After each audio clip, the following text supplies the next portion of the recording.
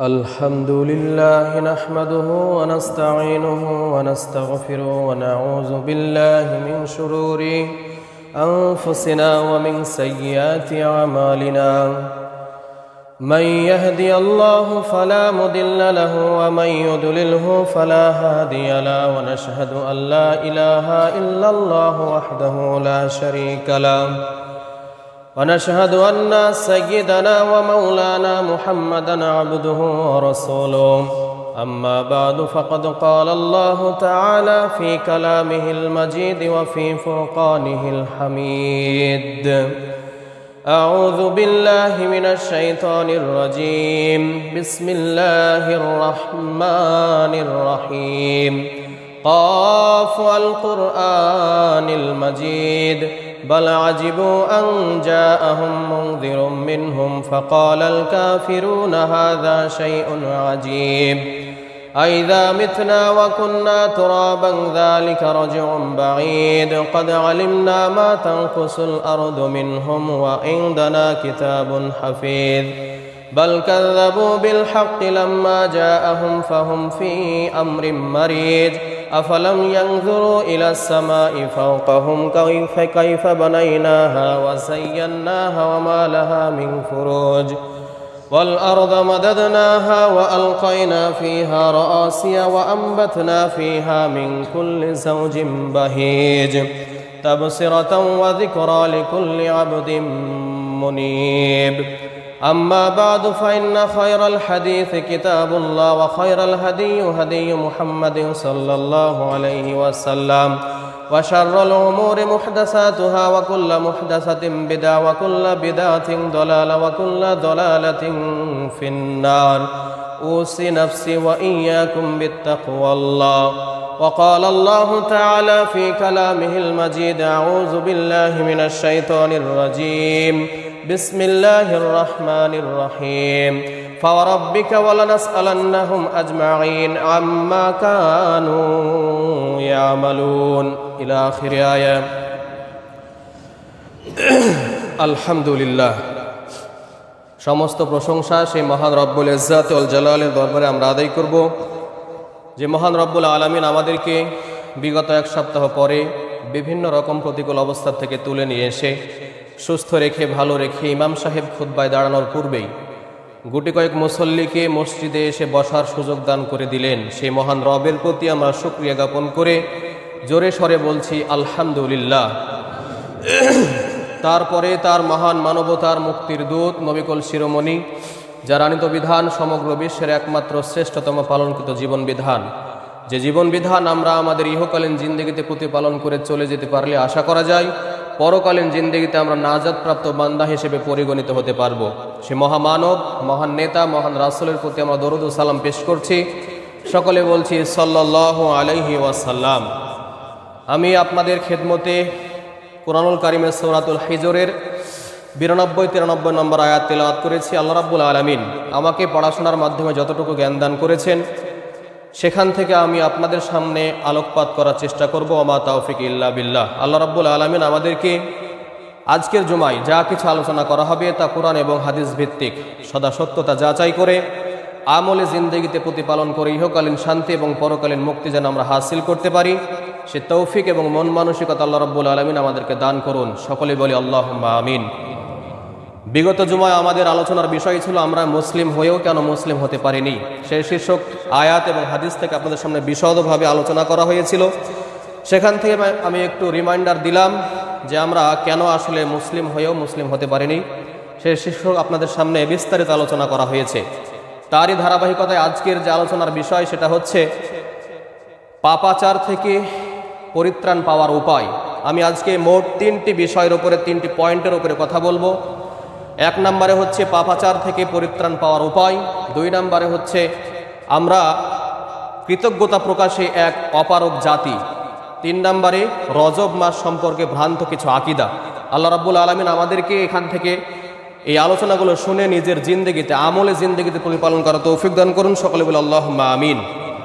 আমি প্রথমে যে আয়াতে কারিমা তেলাওয়াত করেছি সেখানে আল্লাহ রাব্বুল আলামিন বলেন ওয়ালা নাসআলান্নাহুম আজমাইন ফাওয়ারাব্বিকা ওয়ালা নাসআলান্নাহুম আজমাইন আম্মা কানু ইয়ামালুন। আমি আল্লাহ রাব্বুল আলামিনের শপথ, তোমাদের প্রতিপালকের শপথ, তোমরা পৃথিবীতে যা কিছুই করো না কেন, তোমরা কি মনে করো যে তোমাদেরকে সেই আখিরাতের দিবসে ময়দানে মাহশরে তোমাদেরকে প্রশ্ন করা হবে না, জিজ্ঞাসা করা হবে না? এইটা কি তোমরা মনে করে নিয়েছো? আল্লাহ রাব্বুল আলামিন এই কথাতে, এই বাক্যের মধ্যে ইন্টারোগেটিভ সেন্টেন্সে অর্থাৎ প্রশ্নবোধক চিহ্নে আমাদেরকে বলছেন, তোমরা কি এটা মনে করে নিয়েছো যে আমি তোমাদেরকে সেই ময়দানে মাহশরে আখিরাতের দিবসে তোমাদেরকে প্রশ্ন করব না? কি প্রশ্নগুলো করা হবে?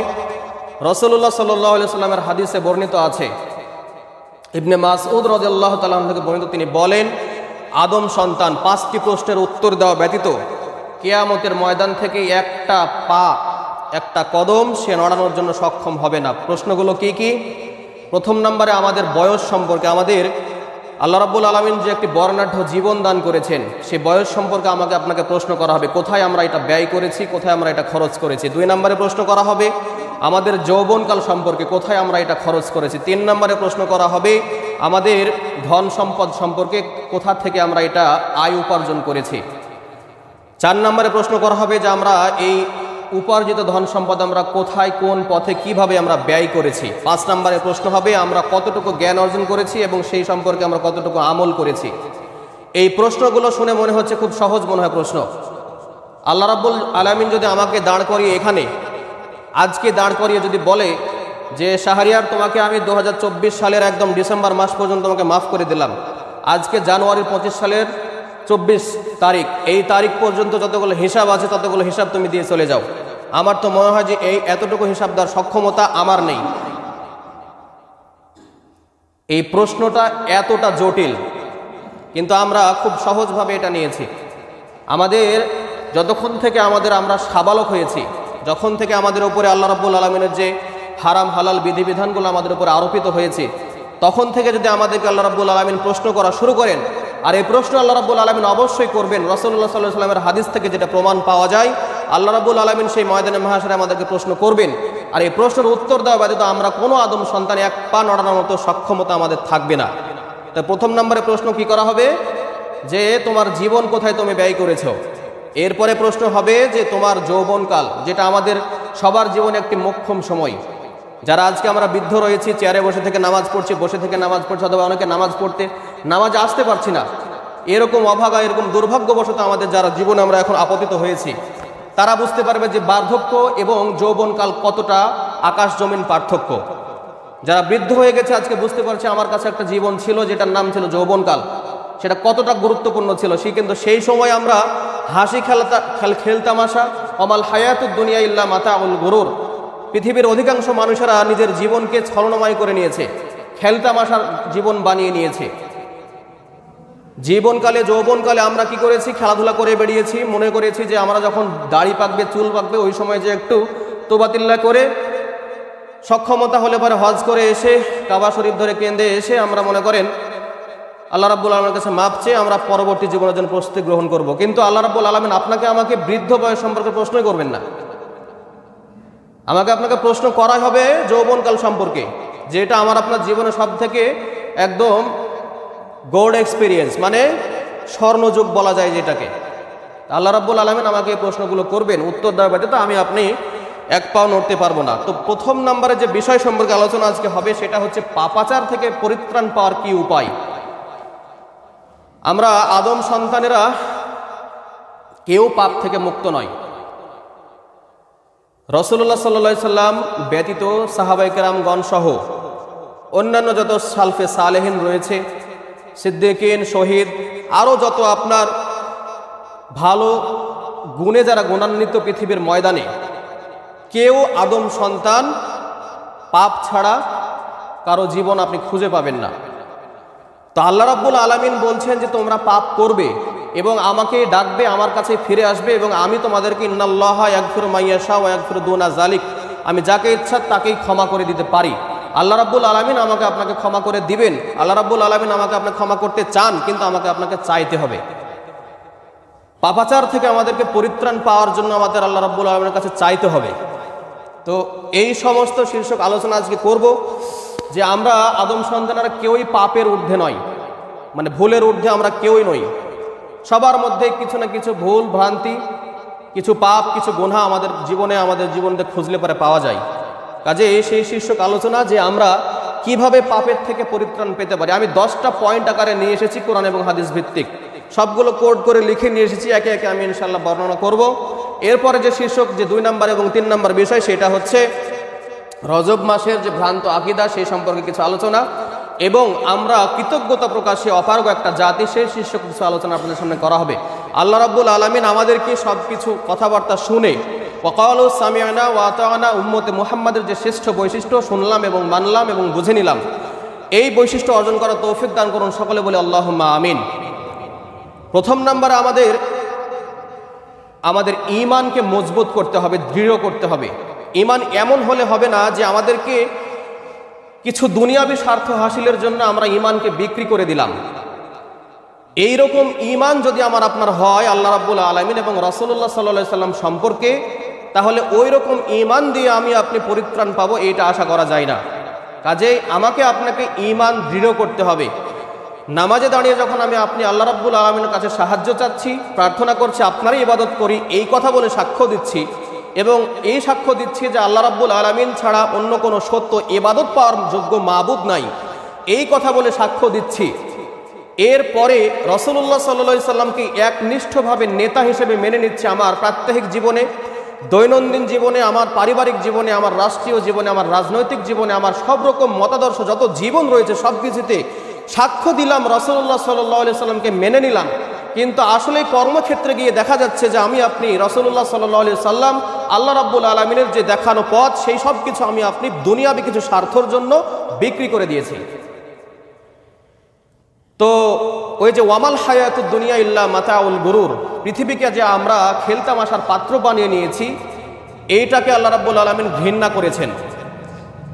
আমার আপনার উচিত আমাদের রব্বানা আতিনা ফিদ দুনিয়া হাসানা ওয়া ফিল আখিরাতি হাসানা, এই কথা গত জুমায় আপনাদের সামনে আলোচনা করা হয়েছিল, কিন্তু এটার যে প্রকৃত অর্থ, আল্লাহ রাব্বুল আলামিন আপনি আমাকে দুনিয়ার হাসানা, দুনিয়ার ভালো যত জিনিস আছে সব কিছু আপনি আমাকে দান করুন, দুনিয়ার যত উত্তম সব কিছু রিজিক, দুনিয়ার যত উত্তম বস্তু আছে সব কিছু আপনি আমাকে দান করুন।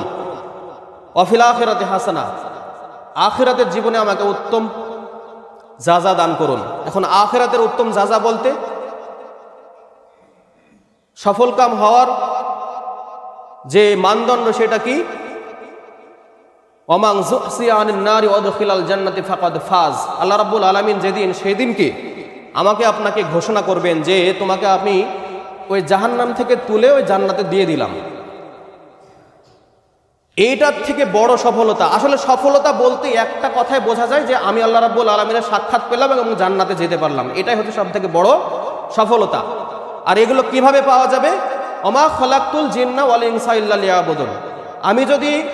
আপনি যদি আপনার জীবনে আল্লাহ রাব্বুল আলামিনকে একনিষ্ঠ রব হিসেবে মেনে নিয়ে সব কিছুর সৃষ্টিকর্তা, পালনকর্তা, নিয়ন্ত্রণকর্তা সব কিছুকে আল্লাহ রাব্বুল আলামিনকে যদি আমি একনিষ্ঠভাবে মেনে নিয়ে তারই পায়ের কাছে এসে সিজদাবনত অবস্থায় যদি আমি বলি যে আমি আপনাকে সাক্ষ্য দিলাম, যে সাক্ষ্য আমি দিলাম আপনি ছাড়া কোনো ইবাদত পাওয়ার যোগ্য কোনো মাবুদ নেই, আপনার বান্দা এবং রাসূলুল্লাহ সাল্লাল্লাহু আলাইহি সাল্লাম, তাকে একনিষ্ঠ নেতা হিসেবে আমি মেনে নিলাম, এই সাক্ষ্য দেওয়ার পরে আমি কর্মক্ষেত্রে এগুলো বাস্তবায়ন করলাম, তখন আমি বলতে পারবো যে ওই দিনকে আল্লাহ রাব্বুল আলামিন আমাকে আপনাকে সফল বলে ঘোষণা করবেন, লাআল্লাকুম তুফলিহুন।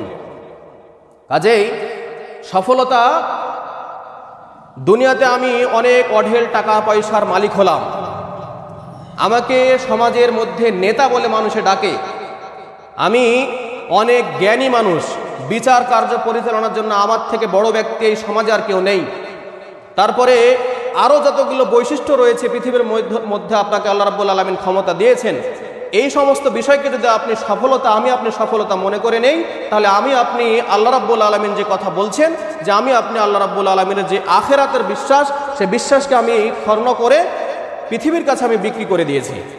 তো কাজেই প্রথম নম্বরে আমাদের ঈমানকে, পাপাচার থেকে মুক্ত হওয়ার, পরিত্রাণ পাওয়ার 1 নম্বরে উপায় হচ্ছে আমাদের ঈমানকে দৃঢ় করতে হবে, মজবুত করতে হবে। 2 নম্বরে হচ্ছে আল্লাহর নজরদারিতে থাকা, এটা আমাদের মনোভাব তৈরি করতে হবে। আপনি যে গুনাহাই করি না কেন, যে ভালো কাজই করি না কেন, সব কিছু যে আল্লাহ রাব্বুল আলামিন দৃষ্টির অগোচরে রেখেছেন, আল্লাহ রাব্বুল আলামিন আমাকে আপনাকে সব কিছু দেখতে পাচ্ছেন, জানছেন, শুনছেন, আমার সম্পর্কে সব সম্যক তিনি অবহিত। এই জিনিসটা আমার আপনার মনে ধারণা আসতে হবে, বুঝতে হবে। আল্লাহ রাব্বুল আলামিন কুরআন কারীম যারা গবেষণা করে, যারা পড়াশোনা করে, তারা দেখতে পারবেন বিভিন্ন আয়াতের শেষাংশে বলা হয়েছে ইন্নাল্লাহা আলিমুম বিজাতিস সুদূর, ইন্নাল্লাহা সামিউন আলিম, ইন্নাহু আলিমুম বিজাতিস সুদূর, ইন্নাল্লাহা আলা বিকুল্লি শাইইন বাসির। আল্লাহ রাব্বুল আলামিন সব আয়াতের শেষের দিকে দেখবেন সামিউন বাসির, সামিউন আলিম, ওয়া কানাল্লাহু আলা কুল্লি শাইইন রাকিবা। এই শীর্ষক আয়াত, এই শীর্ষক শব্দ দিয়ে আল্লাহ রাব্বুল আলামিন শেষ করেছেন আয়াত। তো এটার অর্থ কি? আল্লাহ রাব্বুল আলামিন প্রত্যেকটা আয়াতের শেষে প্রত্যেকটা ঘোষণা, আল্লাহ রাব্বুল আলামিনের শাস্তি, আল্লাহ রাব্বুল আলামিনের শান্তি, সবকিছু নির্বাপন করার পরে আল্লাহ রাব্বুল আলামিন বলছেন আমি আল্লাহ রাব্বুল আলামিন সবকিছু সম্পর্কে অবহিত। তুমি যা করছো, তুমি যা তোমার জীবনে সম্পাদন করছো, সবকিছু সম্পর্কে আমি দেখছি, আমি শুনছি। তুমি যা করছো আমি সবকিছু দেখতে পাচ্ছি, আমার কাছে কোনো কিছু লুকায়িত থাকে না।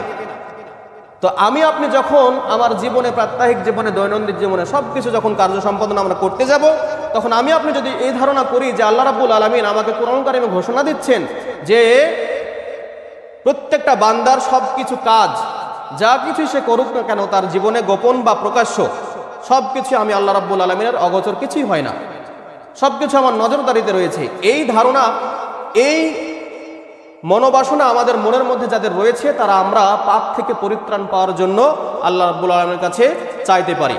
তো কাজেই পাপ থেকে পরিত্রাণ পাওয়ার, পাপাচার থেকে পরিত্রাণ পাওয়ার 2 নম্বর উপায় হচ্ছে আমাদেরকে মনে করতে হবে, এই ধারণা মনের মধ্যে নিয়ে আসতে হবে যে আল্লাহ রাব্বুল আলামিনের নজরদারিতে আমরা অলওয়েজ 24/7 24 ঘন্টা আমরা রয়েছি। তারপরেই আমরা হয়তো বুঝতে পারবো, কিছুটা সংখ্যক হলেও আমাদের মধ্যে থেকে পাপ দূরীকরণের সচেষ্টা আমরা আমাদের জীবনে হতে পারবো। আল্লাহ রাব্বুল আলামিন আমাদেরকে এইগুলো করার তৌফিক দান করুন, সকলে বলে আল্লাহুম্মা আমিন। এরপরে রয়েছে আত্মসমালোচনা করা। আমি আপনার জীবনে যা কিছুই করি না কেন, ভালো মন্দ যা কিছুই করি, একটা দিন আমাকে আল্লাহ রাব্বুল আলামিন দিয়েছেন, এতে 24টা ঘন্টা। এই 24টা ঘন্টার মধ্যে আল্লাহ রাব্বুল আলামিন 5 ওয়াক্ত নামাজ ফরজ করেছেন। এখন 5 ওয়াক্ত নামাজ ফরজ করার পরে আরও কিছু ভালো মন্দ ইবাদত আপনাকে আল্লাহ রাব্বুল আলামিন করাবেন। কি ভালো মন্দ ইবাদত? আপনার সকাল শুরু হওয়ার থেকে শুরু করে একদম ঘুমানোর আগ পর্যন্ত আপনি যা কিছুই করেন না কেন, যদি সেগুলো আপনার রাসূলুল্লাহ সাল্লাল্লাহু আলাইহি সাল্লামের অনুকরণে হয়, তাহলে সেগুলো সব কিছু হচ্ছে আপনার জন্য ইবাদত। আপনি মানুষের সঙ্গে কথাবার্তা বলতে যাচ্ছেন, আপনি সালাম দিচ্ছেন, এটা রাসূলের অনুসরণ হয়ে গেল। আপনি একজনের বাড়িতে প্রবেশ করছেন, যেটা আপনার আমার জন্য ফরজ, সালাম দিয়ে প্রবেশ করা, এবং যদি অনুমতি না পাওয়া যায় 3 বার সালাম দেওয়ার পরে ফিরে আসা, এগুলো আপনার আমার জন্য সুন্নাতের অনুসরণ। তাহলে আমার আপনার জন্য এগুলো ইবাদত। আমি আপনি মসজিদে ঢুকছি, মসজিদ থেকে বের হচ্ছি, বসে আছি রাসূলুল্লাহ সাল্লাল্লাহু আলাইহি ওয়াসাল্লামের কায়দায়। আমি আপনি আপনার ইস্তেঞ্জাখানায় অর্থাৎ ওয়াশরুমে যখন আমি যাচ্ছি, তখন কিভাবে যাচ্ছি, রাসূলুল্লাহ সাল্লাল্লাহু আলাইহি ওয়াসাল্লাম অনুসরণ করে যাচ্ছি কিনা এবং বের হচ্ছে কিভাবে, এই সমস্ত কিছুই হচ্ছে রাসূলুল্লাহ সাল্লাল্লাহু আলাইহি ওয়াসাল্লামের অনুকরণ। এখন এইভাবে যদি আমি আপনি আপনার জীবন যদি পরিচালিত করতে পারি, তাহলেই বলা যায় যে আমি আল্লাহ রাব্বুল আলামিনের যে পথ, সে পথ আমি অবলম্বন করছি, অনুসরণ করছি। তাহলেই বলা যেতে পারে যে আমরা সৎ পথ প্রাপ্তদের মধ্যে অন্তর্ভুক্ত হয়েছি। আর এগুলো যখন আমি আপনি করব, তখন আমার মধ্যে, আপনার মধ্যে আত্মসমালোচনা আসা খুবই জরুরি। এই আল্লাহ রাব্বুল আলামিন যে আমাকে আপনাকে এই যে সূর্যাস্ত এবং সূর্য উদিত করলেন, এরপরের থেকে যে একটি দিন শুরু হলো, সূর্য উদিত হওয়ার আগেই যে আপনার একটি ফরজ ছিল আমার উপরে, সেটা হচ্ছে ফজরের নামাজ। রাসূলুল্লাহ সাল্লাল্লাহু আলাইহি সাল্লাম হাদিসে বর্ণিত, তিনি বলেন, ইবনে উমর রাদিয়াল্লাহু তাআলা বর্ণিত হাদিসটি, আপনি হাদিসটি পাবেন মুসলিম শরীফের 2624 নম্বর হাদিসে। এখানে আল্লাহ রাসূল সাল্লাল্লাহু আলাইহি ওয়াসাল্লাম বলছেন যে সূর্য উদয় হওয়ার পূর্বের যে নামাজ এবং সূর্য অস্ত যাওয়ার পূর্বের যে নামাজ, এই 2 নামাজ যার জীবনে পাওয়া যায়, সে কোনোদিন জাহান্নামের আগুনে প্রবেশ করবে না। কথাটা একটু বুঝেন। সূর্য উদয় হওয়ার আগের যে নামাজ, এখন সূর্য উদয় হওয়ার আগের নামাজ কোনটা? ফজরের নামাজ। এবং সূর্য অস্ত যাওয়ার পূর্বের যে নামাজ কোনটা? আসরের নামাজ। তো আমার আপনার জীবনে সবথেকে বেশি অলসতা, সবথেকে বেশি অসারতা এবং সবথেকে বেশি গাফিলতা এবং অবহেলা যেই নামাজের ক্ষেত্রে আসে, সেটা হচ্ছে ফজর এবং আসরের নামাজ। আপনি দেখবেন আসরের নামাজের সময় যখন হয় তখন অনেক দল মানুষেরা চলে যায় খেলাধুলার ক্ষেত্রে, বাজারে চলে যাবে, আসরের নামাজের খেয়াল তাদের দিকে নেই। অনেককে দেখবেন জোহরের নামাজ পড়ে এমন খাওয়া খায়, খাওয়ার পরে এমন ঘুম দেয় একদম মাগরিব, আসরের নামাজের খেয়াল তাদের নেই। আবার দেখবেন এশার নামাজের পরে ঘুমাতে ঘুমাতে আল্লাহ রাব্বুল আলামিন বলছেন যে আমাদেরকে তাড়াতাড়ি ঘুমাতে হবে এবং তাড়াতাড়ি উঠতে হবে, কিন্তু আমরা ঘুমাতে ঘুমাতে করছি রাত 3টা এবং উঠছি সকাল 10টায়। তাহলে আমার আপনার জন্য ওই ফজরের নামাজ কোথায় গেল? তাহলে আমি আপনি আল্লাহ রাসূল সাল্লাল্লাহু আলাইহি ওয়াসাল্লামের যে বর্ণিত হাদিস, সেই হাদিসের ফজিলত আমরা আপনারা পেতে পারিনি। কারণ কি, রাসূল সাল্লাল্লাহু আলাইহি ওয়াসাল্লাম বলছেন যে সূর্য উদয় হওয়ার পূর্বের যে নামাজ এবং সূর্যাস্ত যাওয়ার পূর্বের যে নামাজ, এই নামাজ যার জীবনে পাওয়া যায় সে কখনোই পশ্চিমকালেও জাহান্নামের আগুনে প্রবেশ করবে না। আল্লাহ রাব্বুল আলামিন আমাদেরকে এই দুই নামাজে বিশেষ করে অন্তর্ভুক্ত হওয়ার তৌফিক দান করুন, সকলে বলে আল্লাহুম্মা আমিন। তাহলে পাপাচার থেকে পরিত্রাণ পাওয়ার যে উপায় সেটা বলছিলাম যে আমাদেরকে আত্মসমালোচনা করতে হবে। আমি কি কি ভুল আজকে করেছি, রাত্রে শুতে যাওয়ার আগে আপনি এগুলো আলোচনা করবেন নিজে নিজে। রাসূল সাল্লাল্লাহু আলাইহি ওয়াসাল্লাম বলছেন, ওমর রাদিয়াল্লাহু তাআলা আনহু বলেন যে হিসাব দেওয়ার ক্ষেত্রে তুমি আগে নিজের হিসাব নিজে করে ফেলো। আমাকে আপনাকে তো হিসাব সেই দিনকে আল্লাহ রাব্বুল আলামিনের সামনে দাঁড়িয়ে দিতে হবে, এটা তো আমি আপনি বিশ্বাস করি, কিয়ামতের দিবস তো আমরা বিশ্বাস করি। কিন্তু আমাকে আপনাকে, উমর রাদিয়াল্লাহু তাআলা আনহু থেকে বর্ণিত আছে, তিনি বলেন যে তুমি তোমার নিজের হিসাব আগে নিজে করে নাও, আমার পাপের ঘোড়া ভর্তি হয়েছে নাকি আমার নেকির ঘোড়া ভর্তি হয়েছে। তো এই হিসাব করার জন্য কাফা বিনাফসিকা ইয়াউমা আলাইকা হাসিবা, আমি আপনি নিজেই যথেষ্ট।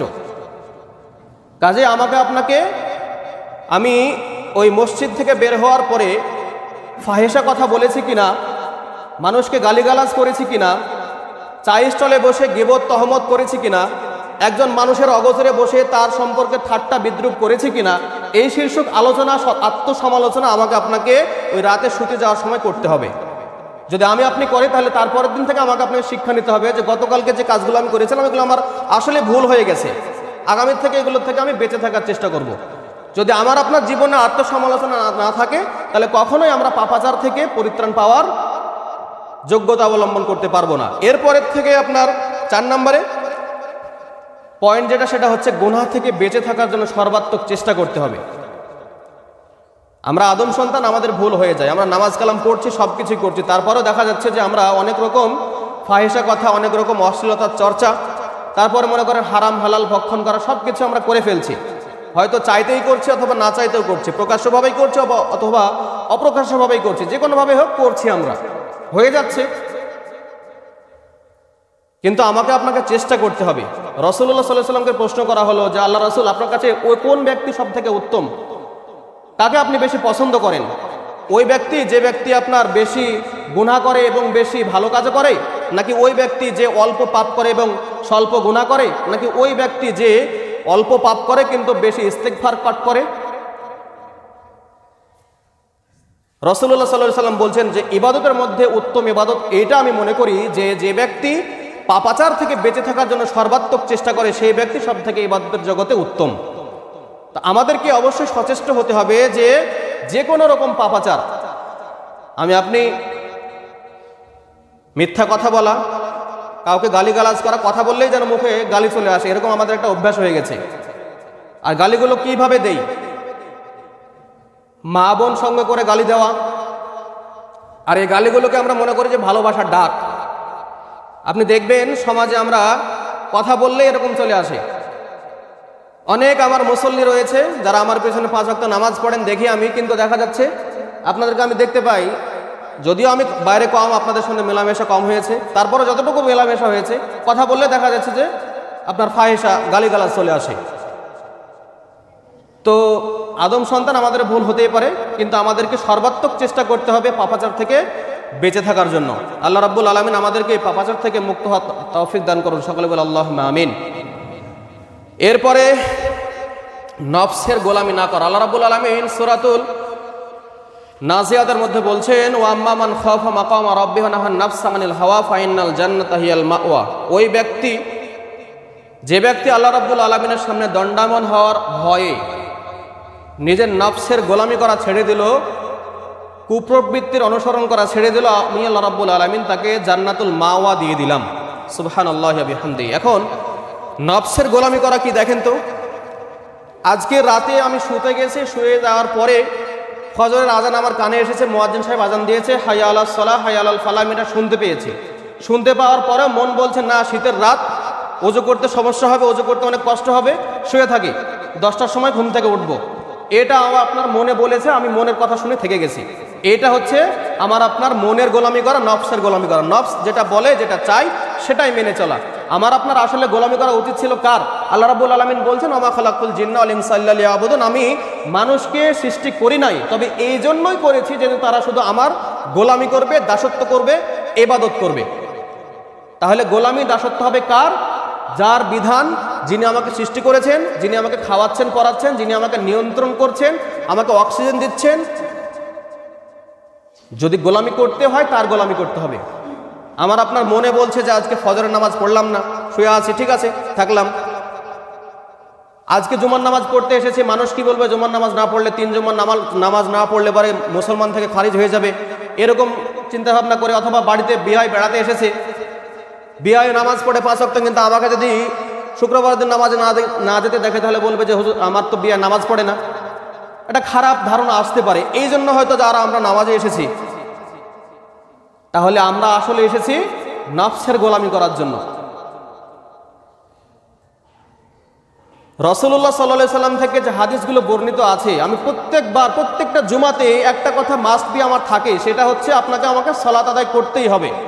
আপনি যা কিছু করেন না কেন, আপনি বিড়ি খান, সিগারেট খান, জেনা করেন, জর্দা পান করেন, চগলখড়ি করেন, তহমত করেন, গীবত করেন, যা কিছু করেন না কেন, চুরি করেন, ডাকাতি করেন, খুন করেন, মানুষ যাই কিছু করেন না কেন, জেনা করেছেন, যুবক ভাইরা যাই কিছু করেন না কেন, আপনাকে নামাজ পড়তে হবে। কারণ আমাকে আপনাকে ওই মুমিনের মধ্যে এবং কাফেরের মধ্যে পার্থক্য করেই হচ্ছে নামাজ। যে নামাজ পড়ে না, নামাজ আদায় করে না, সে মুশরিক। এটা একদম শক্তভাবে ফকিহগণের থেকে আপনার বর্ণিত। সব ইমাম এর মধ্যে একদম আপনার একমত পোষণ করেছেন, যে নামাজ আদায় করলো না ইচ্ছাকৃতভাবে, সে নিজেকে মুশরিকদের মধ্যে অন্তর্ভুক্ত করলো। তাহলে আমি আপনি যারা নিজেকে আসলে মুসলিম পরিচয় দিচ্ছি, কিন্তু আসলে প্রকৃত মুসলিম হওয়ার জন্য আমার আপনার অপরিহার্য যে বিষয়টা ছিল, প্রথম ফরজ, মুসলিম দাবি করার পরে, ঈমান আনার পরে, সেটা হচ্ছে আমাকে আপনাকে নামাজ আদায় করতে হবে।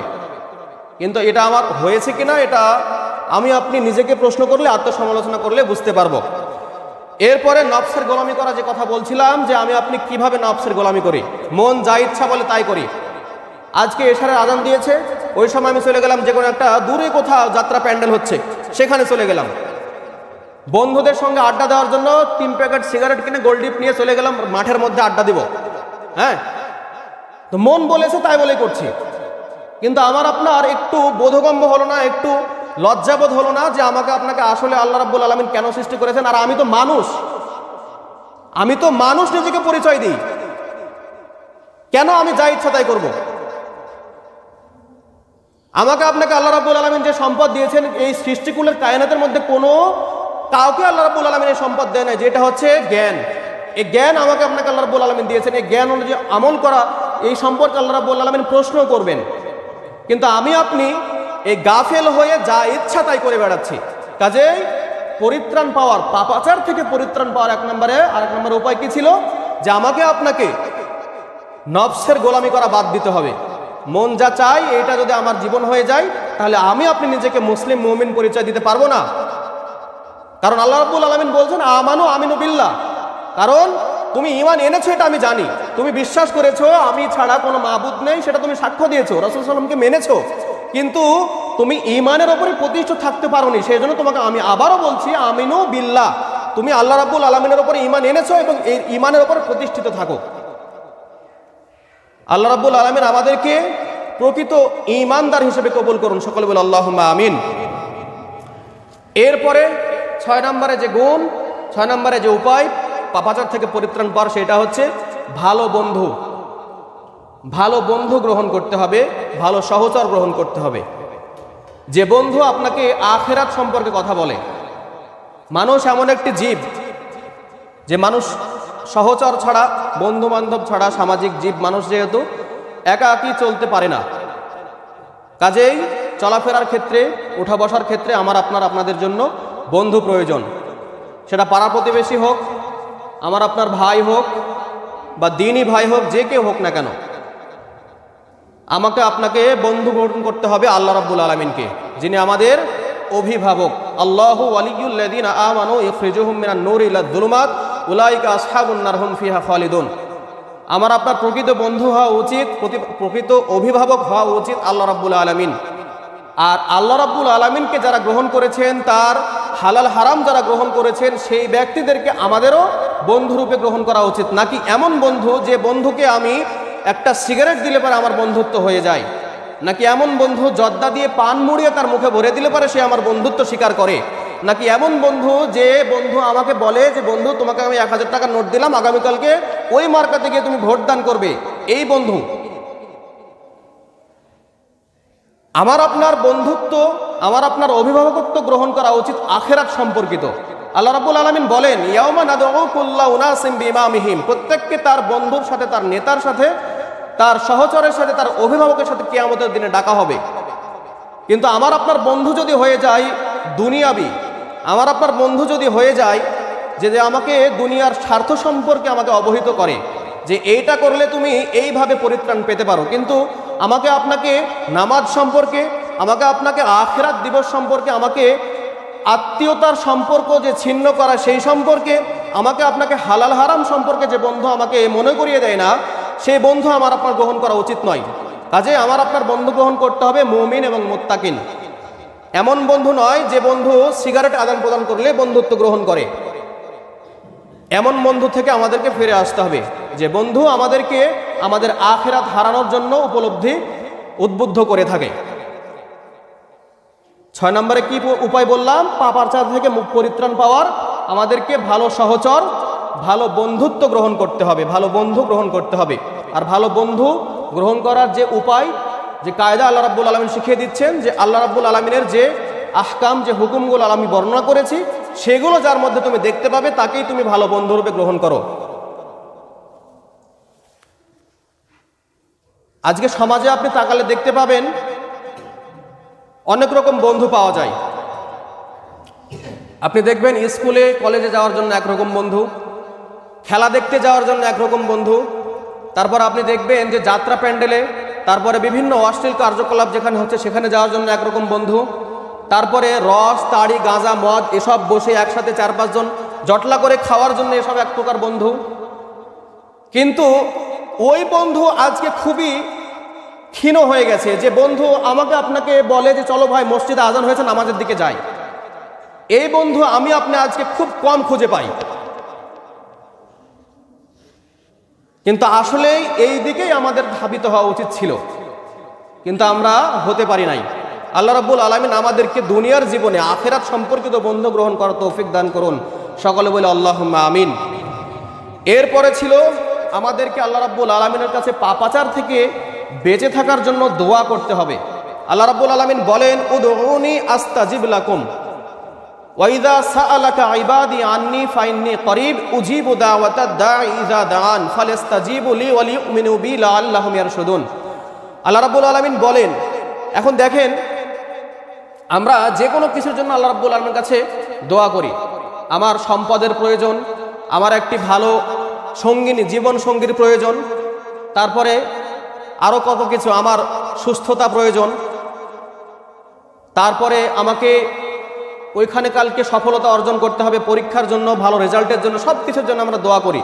কিন্তু আমাদেরকে এই দোয়া আমরা করতে ভুলে যাই যে আল্লাহ রাব্বুল আলামিন আপনি আমাকে পাপাচার থেকে, যত রকম অশ্লীল গর্হিত কাজ আছে আল্লাহ রাব্বুল আলামিন আপনি আমাকে সেইখান থেকে ওই পাপ মুক্ত জীবন আপনি আমাকে গঠন করার সুযোগ দান করুন। সকলে বলে আল্লাহুম্মা আমিন। এইরকম দোয়া আমরা আজকে করতে ভুলে গেছি। তবে এটা ঠিক যে মানুষের যেখানে স্বার্থ আছে সেই দোয়া আমরা অবশ্যই করতে পারি। আজকে আপনি একদম অসুস্থ হয়ে গেছেন, লড়াচড়া করতে পারছেন না। আমি নিজেকে দিয়ে উদাহরণ দিই, আজকে সকাল থেকে যে পরিমাণ আমি অসুস্থ, সকাল থেকে 6 বার পর্যন্ত আমি টয়লেটে গেছি আজকে। এইরকম আজকে আমার শরীর অবস্থা। আমি আল্লাহর কাছে বারবার কাছে যে আল্লাহ সুস্থ করে দাও, যা আজকে খুতবা দেওয়া লাগবে দাঁড়িয়ে থেকে, এতক্ষণ আমাকে কন্ট্রোল করা লাগবে। আমি আল্লাহ রাব্বুল আলামিনের কাছে বলছি। তো এরকম আজকে বিপদে পড়েছে, আমি দোয়া চাচ্ছি আল্লাহ রাব্বুল আলামিনের কাছে। কিন্তু আমি যখন পাপাচারে লিপ্ত হই, আল্লাহ রাব্বুল আলামিনের কাছে ওখানেও আমার চাওয়া উচিত যে আপনি আমাকে আল্লাহ রাব্বুল আলামিন যাবতীয় গর্হিত অশ্লীল কাজ থেকে আমাকে আপনি রক্ষা করুন। এই দোয়া আমাদের করা উচিত। আল্লাহ রাব্বুল আলামিন বলেন উদউনি আস্তাজিব লাকুম, নবী আপনি আপনার উম্মতদেরকে বলে দিন, আমার বান্দাদেরকে বলে দিন যে তারা আমাকে ডাকলে আমি তাদের ডাকে অবশ্যই সাড়া দেব, আমি তাদের খুবই নিকটে। এরপর আল্লাহ রাব্বুল আলামিন সূরা বাকারায় বলছেন ওয়াইদা সাআলাকা ইবাদি আন্নী ফাইন্নী করিব, আমার বান্দারা আপনাকে যদি প্রশ্ন করে যে আমার ব্যাপারে, তাহলে আপনি তাদেরকে বলে দিন যে আমি তাদের খুবই নিকটে আছি, আর তারা ডাকলে আমি তাদের ডাকে সাড়া দেওয়ার জন্য অবশ্যই সর্বদা প্রস্তুত আছি। কিন্তু আমরা ডাকতে ভুলে গেছি। ডাকি আমাদের নিজের স্বার্থের জন্য, আমার সুস্থতা প্রয়োজন, আমার সম্পদ প্রয়োজন, অর্থ প্রয়োজন, আমার সুস্থতা প্রয়োজন, এইসবের জন্য আমরা ডাকি, কিন্তু আসলে আখিরাত সম্পর্কিত যে ডাকা, সেই ডাকা সম্পর্কে আমরা ভুলে গেছি। আল্লাহ রাব্বুল আলামিন আমাদেরকে এই দোয়া করার তৌফিক দান করুন যে আল্লাহ রাব্বুল আলামিন আপনি আমাকে সেই সমস্ত গর্হিত অশ্লীল পাপাচার কাজ থেকে বিরত রাখুন, যে সমস্ত পাপাচার করলে আপনি রেগে যান, এবং আমাদেরকে ওই সমস্ত গর্হিত অশ্লীল কাজ থেকে দূরে রাখুন যেই অশ্লীল গর্হিত কাজ করে যারা আপনার নাজাতপ্রাপ্ত বান্দা হওয়া থেকে ছিটকে গেছে, আর যাদেরকে আপনি নাজাতপ্রাপ্ত বান্দা হিসেবে পরিগণিত করবেন, ঘোষণা করবেন, সেই বান্দাদের অন্তর্ভুক্ত হওয়ার তৌফিক আপনি আমাদেরকে দান করুন। সকলে বলে আল্লাহুম্মা আমিন। এরপরে দোয়া করতে হবে আল্লাহ রাব্বুল আলামিনকে, আল্লাহ রাব্বুল আলামিনের কাছে আমাদেরকে যে উপায় আল্লাহ রাব্বুল আলামিন শিখিয়ে দিতেন সেটা হচ্ছে লজ্জা করা। আল্লাহ রাব্বুল আলামিন সূরা নিসার 142 নম্বর আয়াতে বলছেন ইয়াস্তাখফুনা মিনাল নাসি ওয়ালা ইয়াস্তাখফুনা মিনাল্লাহ। এরপরে আরো কিছু আয়াত রয়েছে, আমি অতটুকু তেলাওয়াত করছি না। এখানে শিক্ষা হচ্ছে এটা যে মানুষজন অপরাধ অশ্লীলতা করার ক্ষেত্রে মানুষদেরকে লজ্জা করে থাকে, আমরা আল্লাহকে আসলে লজ্জা করে থাকি না। রাসূলুল্লাহ সাল্লাল্লাহু আলাইহি সাল্লাম বলছেন যে পৃথিবীতে যারা সৎকর্ম পরায়ণশীল তাদেরকেই তোমরা বেশি লজ্জা করো, কিন্তু আসলে লজ্জা করা উচিত ছিল আল্লাহ রাব্বুল আলামিনকে। আপনি দেখবেন আমার এখানে মসজিদে 5 ওয়াক্ত নামাজ আদায় করে অনেক মুসল্লিকেই আমি চিনি, যারা আমাকে দেখে সিগারেট লুকান, যারা আমাকে দেখে আপনার অশ্লীলতা কথাবার্তা বলা বন্ধ করেন, যারা আমাকে দেখে আপনার টিভিতে একটা গান বাজনা হচ্ছিল সেটা দেখা বন্ধ করে দেন, টিভি বন্ধ করে দেন আমাকে দেখে, এটা কিন্তু আমি লক্ষ্য করি। কিন্তু আসলে আমার আপনার উচিত ছিল যে আল্লাহ রাব্বুল আলামিনকে দেখে ভয় করা, আল্লাহ রাব্বুল আলামিনকে দেখে লজ্জা করা, যিনি আমাকে বলছেন যে ইন্নাল্লাহা আলিমুম বিযাতিস সুদূর, আমি তোমার অন্তর সম্পর্কেও জানি, তোমার অন্তরে কি চলছে। আল্লাহ রাব্বুল আলামিন বলছেন যে তুমি আমার দৃষ্টির অগোচরে নও। আল্লাহ রাব্বুল আলামিনের সব কিছু, তার কান, তার চোখ, তার সব কিছু শোনা। আল্লাহ রাব্বুল আলামিন আমার দিকে একদম ওই বুলেট যেরকমভাবে নিক্ষেপ করে রাখে সেরকমভাবে নিক্ষেপ করে রেখেছেন ফেরেশতাদের মাধ্যমে, যাই করি না কেন। আর হিসাবের ক্ষেত্রে তো যেদিন আমার আপনার হিসাব নেওয়া হবে, ইয ইয়াতালাক্কাল মুতালাক্কিয়ানি আনিল ইয়ামিনি ওয়া আনিশ শিমালি কাঈদ, আমার আপনার দুই কাঁধে দুইজন সম্মানিত ফেরেশতা আল্লাহ রাব্বুল আলামিন বসিয়ে রেখেছেন, যারা সব সময় লেখার জন্য প্রস্তুত। এমন কোনো কথা মানব জাতি, মানব সম্পদ, মানুষ বলতে পারে না যে কথা তারা লেখার জন্য রেডি থাকে না। ওই দিনকে আমি আপনি লা ইউগাদিরু সগীরাতান ওয়ালা কাবীরাতান ইল্লা আহসাহা, সূরা কাহফের মধ্যে আল্লাহ রাব্বুল আলামিন বলেন যে ওই দিনকে আমি আপনি ওই কিতাব পাওয়ার পরে বলবো আশ্চর্যজনক কিতাব। আল্লাহ রাব্বুল আলামিন কি করেছেন কি আপনি, এর মধ্যে এমন কিছু বাকি নাই যা এখানে লিপিবদ্ধ নাই।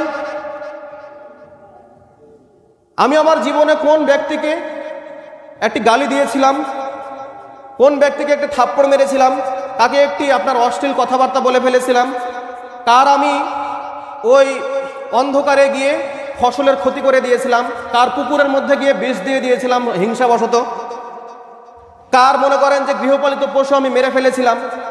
যেগুলো আমি আপনি নিজে যে গুনাহ করেছি সে নিজে জানি, আর কেউ পৃথিবীর জানে না, অন্য কোনো চর্মচক্ষু পৃথিবীতে দেখে না, শুধুমাত্র আল্লাহ রাব্বুল আলামিন দেখেছেন। সেগুলো সব কিছু সেদিন আল্লাহ রাব্বুল আলামিন ফাঁস করে দিবেন ওই কিতাবের মাধ্যমে। সেদিনকে আমাকে আপনাকে আল্লাহ রাব্বুল আলামিন বলবেন ইকরা কিতাবাক কাফা বিনাফসিকা আল-ইয়াওমা আলাইকা হাসিবা, পড়ো তোমার কিতাব, তুমি নিজেই তোমার কিতাব হিসাব করার জন্য যথেষ্ট। সেদিনকে আমি আপনি আশ্চর্য ভরে বলবো যে আল্লাহ আপনি করেছেন কি, এমন কিছুই বাদ রাখেননি, এর মধ্যে আপনি সব কিছু লিপিবদ্ধ করে রেখেছেন, ছোট বড়, লা ইউগাদিরু সগীরাতান ওয়ালা কাবীরা, সব কিছু আপনি লিপিবদ্ধ করে রেখেছেন। আল্লাহ রাব্বুল আলামিন সেদিনকে আমাকে আপনাকে এমনভাবে ধরবেন। তো আজকে যে আয়াত পড়েছিলাম সূরা হিজরের 92-93 নম্বর আয়াত, ওয়ালা নাজআলান্নাহুম আজমাইন আম্মা কানু ইয়ামালুন, মানে তারা কি এটা মনে করে যে কিয়ামত দিবসে তাদেরকে প্রশ্ন করা হবে না? আমরা যা করে বেড়াই পৃথিবীতে সে সম্পর্কে আমাদেরকে প্রশ্ন করা হবে না, এটাকে আমরা মনে করে নিয়েছি। কিন্তু না, আমরা অবশ্যই জানি যে আমাদেরকে প্রশ্ন করা হবে এবং সে প্রশ্ন সম্পর্কে আমাদেরকে প্রস্তুতি গ্রহণ করতে হবে। তাহলে কি বলছিলাম, লজ্জা এবং ভয় আসলে করা উচিত মানুষকে নাকি আল্লাহকে? আমি আমার শিক্ষক, গুরুজন, পিতা মাতা, তারপরে আত্মীয় স্বজন যারা আমাদের থেকে বড়, যাদেরকে আমরা সম্মান শ্রদ্ধা করি, তাদের সামনে আপনি যে কোনো অশ্লীল কাজ করতে, যে কোনো অশ্লীল কথাবার্তা বলতে একটু মুখ চেপে আপনি কথা বলেন, এটা আমরা সমাজে দেখতে পাই। বাবা মার সামনে আপনি সব রকম আচরণ কথাবার্তা বলতে পারবেন না। আপনি আপনার শিক্ষক গুরুজনের সম্পর্কে সামনে আপনি সব রকম আচরণ করতে পারবেন না। আপনি আপনার যে শিক্ষাগুরু তার সামনে গিয়ে আজকে একটা দেখবেন তো, একটা গোল্ডেন সিগারেট নিয়ে তার সামনে টানে থাকবেন মনে করেন সুন্দরভাবে, তাকেও একটু সাধবেন যে স্যার আপনি একটু নেন, আমার সাথে একটু শেয়ার করেন। এটা কিন্তু আমি আপনি করতে পারি না। আমার দ্বারা এগুলো মানবিকতার ক্ষেত্রে আমাকে বাধা দেয়। কিন্তু আল্লাহ রাব্বুল আলামিন বলছেন যে এগুলো মানুষের ক্ষেত্রে চিন্তা করে, কিন্তু আসলে তো আমি সবাইকে চালাচ্ছি, আমি সবাইকে সৃষ্টি করেছি, আমি সব কিছু নিয়ন্ত্রণ করছি। কিন্তু আল্লাহ রাব্বুল আলামিনকে দেখে আসলে ভয় করা উচিত ছিল, লজ্জা করা উচিত ছিল। কিন্তু আমাদের লজ্জা হয়ে গেছে মানুষ কেন্দ্রিক। আল্লাহ রাব্বুল আলামিন আমাদেরকে আল্লাহকে ভয় করে, লজ্জা করে সমস্ত রকম গর্হিত অশ্লীল কাজ থেকে, পাপাচার থেকে পরিত্রাণ পাওয়ার তৌফিক দান করুন। সকলে বলে আল্লাহুম্মা আমিন। এরপরে যে শেষ নম্বর উপায় সেটা হচ্ছে পাপাচার থেকে মুক্তি পাওয়ার এই ধারণা আমাদেরকে করতে হবে এবং এটা বিশ্বাসও করতে হবে। আল্লাহ রাব্বুল আলামিন সূরাতুল ইয়াসিনের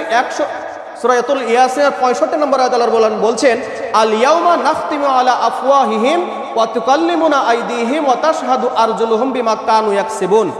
কিয়ামত দিবসে আমার আপনার মুখ সেলাই করে দেওয়া হবে। যে মুখ দিয়ে আজকে আমি খুতবায় দাঁড়িয়ে এত কথাবার্তাগুলো বলছি, সেদিনকে আমার আপনার মুখ সেলাই করে দেওয়া হবে।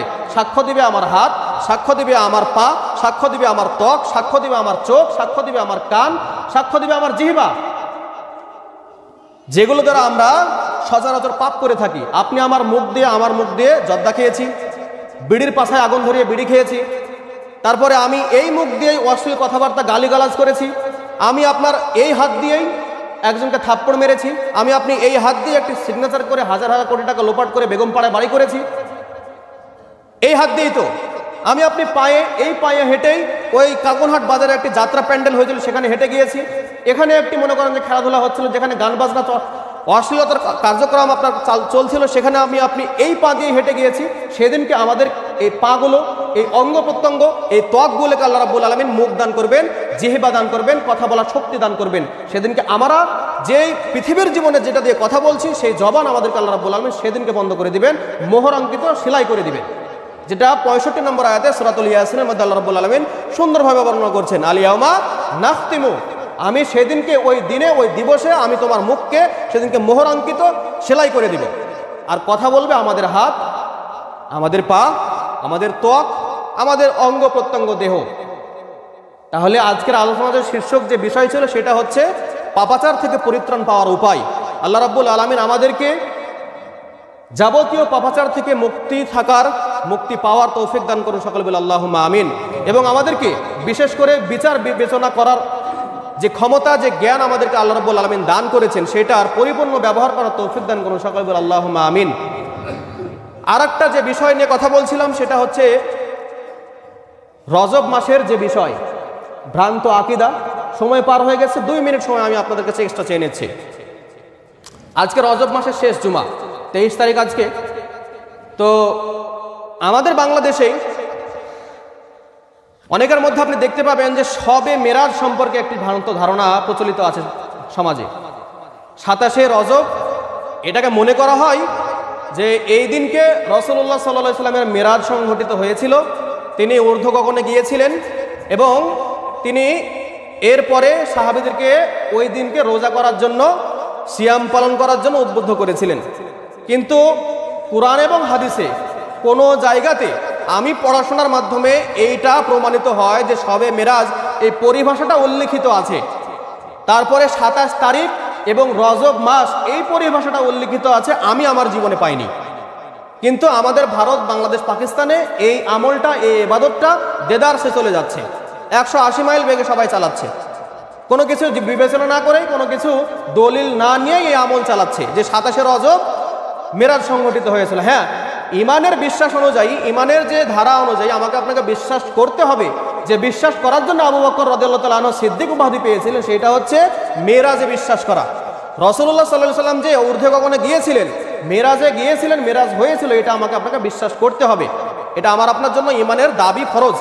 কিন্তু কোন দিনে হয়েছিল, কোন মাসে হয়েছিল, এটা সম্পর্কে সুব্যস্ত আপনার আলোচনা বা কোনো দলিল এই কোরআন হাদিসে পাওয়া যায় না। কাজে এখান থেকে আমাদেরকে বেঁচে থাকতে হবে যে ভ্রান্ত কোনো আমল, ভ্রান্ত কোনো আকীদা আমাদের মধ্যে পোষণ করা উচিত হবে না। আল্লাহ রাব্বুল আলামিন আমাদেরকে এই রজব মাসের আমল থেকে, যাবতীয় ভুল ভ্রান্তি থেকে বেঁচে থেকে সঠিক সহি বুঝ নিজের মধ্যে লালন পালন করে সঠিক আমলটা করার চেষ্টা করার তৌফিক দান করুন। সকলে বলে আল্লাহুম্মা আমিন। এবং বিশেষ করে আজকে যেহেতু শেষ জুমা রজব মাসের, আগামীতে আসছে আমাদের শাবান মাস, সেই শীর্ষক আলোচনা, রমজান প্রস্তুতিমূলক আলোচনা ইনশাল্লাহ হবে। কিন্তু প্রথমত একটা কথা বলতে চাই, শাবান মাস আসলে রাসূলুল্লাহ সাল্লাল্লাহু আলাইহি সাল্লাম এমনভাবে রোজা করার জন্য উদ্বুদ্ধ হতেন যেন তিনি রোজা আর ছাড়বেন না, সিয়াম আর ছাড়বেনই না, এরকম অবস্থা হয়ে যেত।